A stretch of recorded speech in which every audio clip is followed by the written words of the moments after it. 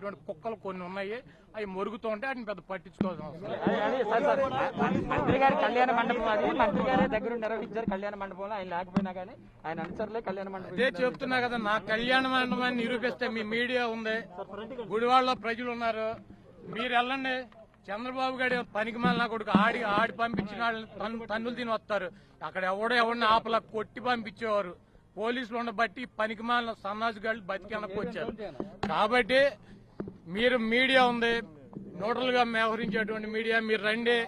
అక్కడ నా 2.5 ఎకరాల కాంపౌండ్ లో కే కన్వెన్షన్ లో ఎటువంటి జూదం గానీ క్యాష్ గానీ ఏదన్నా జరిగిందని కనుక నిరూపిస్తే నేను రాజకీయాలు వదిలేసి నేను పెట్రోల్ పోసుకుని అంటించుకోండి. లేకపోతే చంద్రబాబు గారి కొడుకు పప్పుగాడు తుప్పుగాడు ఏం చేస్తారో ఈ చెత్తగాళ్ళు చెప్పాలి.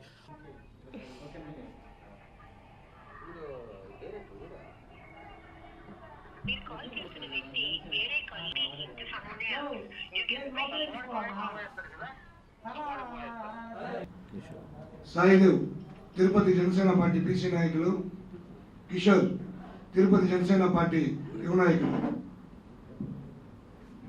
కొంచెం అర్లీగా ప్రెస్ మీట్ స్టార్ట్ చేసిన, ఎందుకంటే తర్వాత ఒక నిరసన కార్యక్రమం, ధర్నా కార్యక్రమం, స్కూల్ ముట్టడి ఒక ప్రోగ్రాం ఉంది జనసేన పార్టీ ఆధ్వర్యంలో. ఈరోజు మొన్న సంక్రాంతి సంబరాలు మన రాష్ట్రంలో జరిగినట్టు దేశంలో ఎక్కడా జరిగినట్లేదు. కోవిడ్ సమయంలో కూడా మన గుడివాడ ఎమ్మెల్యే మంత్రి గారు గుడివాడని గోవాగా మార్చారు. సాక్షాత్తం ఈరోజు ఆ గుడివాడలో ఏం జరిగిందో, అక్కడ నాని కళ్యాణ మండపంలో ఏం జరిగిందో, అక్కడ జరిగిన విలాసాలు కానివ్వండి, క్లబ్ డాన్సులు కానివ్వండి, సాంగులు కానివ్వండి, ప్రతి ఒక్కటి రాష్ట్రమంతా చూసాం. అన్ని ఛానల్స్లో వచ్చాయి, అన్ని పత్రికల్లో వచ్చాయి, సోషల్ మీడియా వైరల్ అయింది. మొత్తం దేశమంతా చూసినా కూడా కొడాలి నాని గారు నిన్న మాట్లాడుతూ, మంత్రి గారు మాట్లాడితే ఆయన అంటే ఏం మాట్లాడితే మనం మాట్లాడి చెల్లిపోతుంది కదా అనే ఉద్దేశంతో మాట్లాడతారో తెలియదు, కానీ ఆయన నిన్న మాట్లాడుతూ ఆత్మహత్య చేసుకుని వస్తాను పెట్రోల్ పోసుకుని.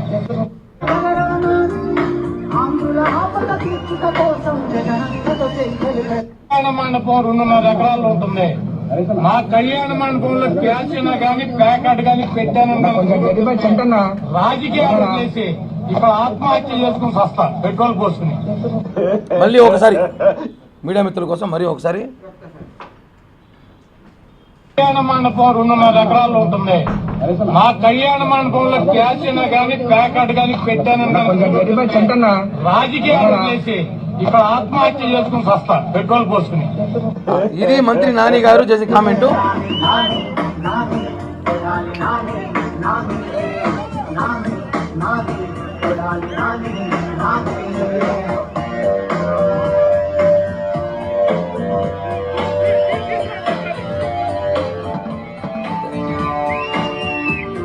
అంటే ఆయన కళ్యాణ మండపంలోనే ఆయన పేరు మీద ఇంత మంచి పాట, ఎస్ఎస్ తమను, దేవిశ్రీ ప్రసాద్ ఇట్లా ట్యూన్ రాదు, ఎంత అద్భుతమైన పాట పాడాడండి. దాన్ని నిజంగానే ఈరోజు ఆ పాటకి డ్యాన్సులు ఆయన కళ్యాణ మండపంలో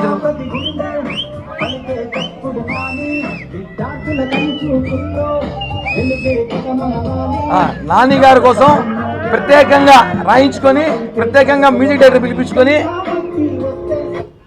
ప్రత్యేకంగా ఆయన కోసం ఆ కళ్యాణ మండపంలో ప్రత్యేకంగా ఆయన పాటలు పాడించుకొని ఒక గొప్ప మ్యూజిక్ ట్యూన్, గొప్ప ఏర్పాటు చాలా అంగరంగ వైభవంగా చేసి సిగ్గు లేకుండా మళ్ళీ నిన్న మీడియాతో మాట్లాడుతూ నేను నిరూపిస్తే కిరోసిన్ పోసుకుంటాను, అదిగోండి కిరోసిన్, ఎవరు పెట్రోల్ పోసుకుంటా అన్నాడు. పెట్రోల్ తెచ్చినాం, నిరూపించినాం కదా, మీ కళ్యాణ మండపంలో జరిగిందే కదా, మీ పాటలే కదా, అక్కడ పోసుకుంటారా? జనసేన పార్టీ అడుగుతున్నా పోసుకుంటారా? దమ్ము ధైర్యం నిజంగానే ఉంటే ఒక అమ్మాపకు పుట్టినట్టయితే మీరు ఇచ్చిన మాట ప్రకారము మీ కళ్యాణ మండపంలో జరిగినట్టు మేము నిరూపించాము. అదొకటి వీడియోలు, సాక్షాత్తం మీడియాలో వచ్చిన వీడియోలు, పత్రికలు వచ్చిన వీడియోలు, సోషల్ మీడియాలో వచ్చిన వీడియోలు, మీ పేరుతో వచ్చిన పాటలు కానివ్వండి వచ్చినాయి కదా. అందుకని పెట్రోల్ తెచ్చినాం, మేమే తెచ్చినాం పెట్రోల్, పోసుకోండి, రాష్ట్రాన్ని బట్టి దరిద్రం వదిలిపోతుంది, పోసుకోండి, తెచ్చాం కదా. అదే చెప్తున్నాం, ఇష్టం వచ్చినట్టు మాట్లాడితే ప్రజలు ఏదో చూస్తున్నారు కదా, మనం చెప్తే మీకు జరిగిపోతుంది అని చెప్పేసి బూతులు మాట్లాడి వెళ్ళిపోతే తప్పు. నాని గారు, మేము గౌరవంగా చెప్తున్నాం, తిట్టాలంటే బ్రహ్మాండంగా మీకన్నా బాగా తిట్టగలం. ఈరోజు సంక్రాంతి వేడుకలు ఏం జరిగిందో రాష్ట్రమంతా చూసినా కూడా ఎందుకు కవరింగ్? మీ ముఖ్యమంత్రి గారు పాటలు పాడారు, డ్యాన్సులు వేశారు, ముఖ్యమంత్రి గారి పేరుతో మీ పేరుతో పాటలు పాడారు, క్యాష్ ఆడించారు, డబ్బులు తీసుకున్నారు, జనాలు చాలామంది బట్టలు ఇప్పేసి డ్రాయర్తో పరిధి వెళ్ళిపోయారంట కొంతమంది డబ్బులు కట్టలేక. ఇవన్నీ జరిగింది వాస్తవమే కదా, మళ్ళీ మీరు ఎందుకు కప్పిపుచ్చుకోవడం అవసరం ఏముంది? కాబట్టి ఇట్లాంటి కల్లబులు కబుర్లు, ఈ సినిమా డైలాగులు మీరు కానివ్వండి, అలాగే అనిల్ కుమార్ యాదవ్ కూడా చెప్తున్నాము, నాకు తెలిసిన నాని ఒకటే కొడాలి నాని అన్నాడు. ఆ కొడాలి నాని గారిని అడిగినాం, అయ్యా నాని గారు చెప్పండి ఇప్పుడు ఏం చేస్తారు, పెట్రోల్ ఉంది సరిపోతుందా సరిపోదా, లేదా ఊరేమో వేసుకుంటారా చెప్పండి, దారం తీపిస్తాం ఊరేమో వేసుకోండి, ఏదో చేయండి. మాట ఇచ్చారు కదా, రాష్ట్ర ప్రజలు ఎదురు చూస్తున్నారు ఈరోజు మీరు ఇచ్చిన మాట మీద నిలబడతారు లేదనేసి. మీ పార్టీలు అందరూ మడమ తప్పరో మాట తిప్పరో మడమ తప్పరో కదా, ఇప్పుడు మీరు తప్పుతారు మాట చెప్పండి. మేము ఒకటి అడుగుతున్నాం, ఇష్టం వచ్చినట్టు మాట్లాడడం ప్రెస్ ఏదో మనం ప్రెస్లో మాట్లాడి వెళ్ళిపోతే జనాలు చూసి వైరల్ చేస్తారనుకోతండి. మీరు చేసింది తప్పు, ముమ్మాటికి మీ క్షమాపణ మీరు ప్రెస్ మీట్ పెట్టి నా కళ్యాణ మండపంలో జరిగిన తప్పు క్షమాపణ ఎవరైతే ఆ కార్యనిర్వాహకులు ఇక్కడ ఉన్నారో వాళ్ళు అరెస్ట్ చేయాలి, వెంటనే అరెస్ట్ చేసి కేసులు పెట్టండి. అప్పుడు నిజంగానే మీకు చిత్తశుద్ధి అనుకుంటాము. ఇది మేము డిమాండ్ చేస్తున్నాం. అదేవిధంగా ఈరోజు ముఖ్యమంత్రి గారు చూడండి, ఈరోజు మన తిరుపతిలో పరిస్థితి చెప్తాం. తిరుపతిలో 50 వార్డులలో 40 వార్డులకు పైగా రోడ్లు లేవు. తిరుపతి ఎయిర్పోర్ట్ అంతర్జాతీయ విమానాశ్రయం తిరుపతి అంతర్జాతీయ విమానాశ్రయం నుంచి తిరుపతిలోకి అడుగు పెట్టడానికి రోడ్లు లేవు. అరగంట రావాల్సింది గంటన్నర పడతాం తిరుపతిలో రావడానికి. ఎయిర్పోర్ట్ నుంచి ఉన్నదానికే రోడ్లు లేవు. ఇప్పుడైనా కొత్తగా జిల్లాకు ఒక ఎయిర్పోర్ట్ తీసుకొస్తాడంట, విమానం రన్వే మీద తీసుకొస్తాడంట. అయ్యా ముఖ్యమంత్రి గారు, ఫస్ట్ మీరు మా తిరుపతిలో ఇక్కడ ఏదో ఎయిర్పోర్ట్ వేశారు ఉంది, ఆ ఎయిర్పోర్ట్ రోడ్ ఎయిర్పోర్ట్ దాకే ఉంది, అక్కడి నుంచి రోడ్ లేదు రేణిగుంట దాకా, ఆ రోడ్ వేయండి. మళ్ళీ మీరు ఎయిర్పోర్ట్లో కడుతున్నారు. మీరు ఊరికే ఏదో పబ్జీ ఆడుకుంటూ మీకు ఆలోచనలు వస్తే ఆలోచనలు తీసుకొచ్చి ప్రజల మీద చెప్పొద్దండి. ముందు మీరు మీ మంత్రులు మీరందరూ కూడా ప్రజలకి ఏమి కావాలో చేయండి. టీచర్లపైన దాడి నిన్నటి దినం అందరం చూసాము.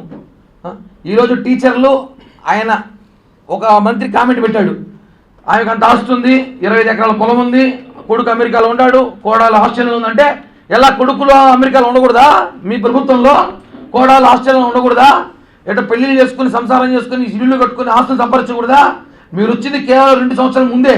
దాని ముందు మీ నాన్న ప్రభుత్వం ఉంది, చంద్రబాబు నాయుడు ప్రభుత్వం ఉంది, అన్ని ప్రభుత్వాలు ఉన్నాయి. వాళ్ళు ఆస్తులు ఉంటాయి, వాళ్ళ తాతల ఆస్తులు ఉంటాయి, వాళ్ళ ముత్తాతల ఆస్తులు ఉంటాయి. వాళ్ళ ఆస్తుల మీద నీకెందుకయ్యా? ఎత్తుకోమో కబ్జా చేస్తావా? తీసుకోదు కూడా. కొత్త చట్టం తీసుకురండి, ఎవరు ఆస్తులు పెట్టుకోకూడదు. 1 ఎకరా మీద పొలం అంటే నాకు ఇచ్చేసి చెప్పండి. ఎవరు అమెరికాలో ఉండకూడదు, ఆస్ట్రేలియాలో ఉండకూడదు, అంతా అందరూ ఇండియాలో ఉండాలి, భారతదేశం బతకాలని చెప్పి చట్టం తీసుకురండి. మీ మంత్రులు చెప్తారు, ఆమె జీతం ఎందుకు ఆమెకి, పెన్షన్ ఎందుకు ఆమెకి, ఆమె కూడా జగన్ చెప్తా ఉందంటే అటు ఎట్టా మీకు బానిసలై మీ కార్యకర్తలకి మీ కార్పొరేట్లకి మీ ఎమ్మెల్యేకి బానిసలా పడి ఉండాలి మేమందరము? మిమ్మల్ని ఏమో అడగకూడదా? అడిగితే తప్పు అని చెప్తే వాదిస్తారు. సిగ్గుండాలి వైసీపీ కార్యకర్తలకి, వైసీపీ సోషల్ మీడియా వాళ్ళకి కూడా. అసలు ఒక ప్రభుత్వ ఉద్యోగి, ఆమె వయసు 60 సంవత్సరాలు, ఆమె ఒక జగన్మోహన్ రెడ్డి తిట్టిందో సాపించిందో అది మీకే తెలుసు. ఆయన కొడుకు అమెరికాలో ఉన్నాడు, ఆస్ట్రేలియాలో ఉన్నాడు, మీకు ఎందుకు? మీరు ఇస్తారే ఫీజులు ఏమైనా, మీరు వచ్చి ఫ్లైట్ టికెట్లు మీరు బుక్ చేస్తారా? ఇవన్నీ కూడా ఖండిస్తున్నాం. మీరు పద్ధతులు మార్చుకోకపోతే దారుణమైన పరిణామాలు ఉంటాయని చెప్పి కూడా తెలియజేస్తున్నాం. నాని గారికి మరొకసారి, అయ్యా కొడాలి నాని, రాష్ట్రంలో నువ్వు ఒకటే నాని ఉన్నావు అంట మీ మిత్రుడు చెప్పినాడు. అదిగో పెట్రోలు చాలకపోతే విజయవాడలో కూడా మా పార్టీ కార్యకర్తలు చెప్పి అందుబాటులో ఎక్కడ ఏర్పాటు చేస్తాం. నువ్వు ఇచ్చిన మాట ప్రకారం నిలబడతావా లేదా? నిలబడతామని చదువు చూస్తున్నాం. మాట తప్పవు మడమ తిప్పవు మీ నాయకుల్లాగా పెట్రోల్ ఉంది నిరూపించాం. నీ కళ్యాణ మండపం జరిగిందే కదా, వాస్తవమే. కాబట్టి ఇప్పుడు దయచేసి మీ మీద కేసులు ఎవరు పెట్టరు? మీ ప్రభుత్వము అంతా మీ ఇంట్లో చెంచాగారులు కాబట్టి ఎవరు కేసులు పెట్టరు. నిరూపించమని నిరూపించాను. కాబట్టి మీరు పెట్రోల్ పోసుకోవాల్సిందిగా కోరుకుంటున్నామండి.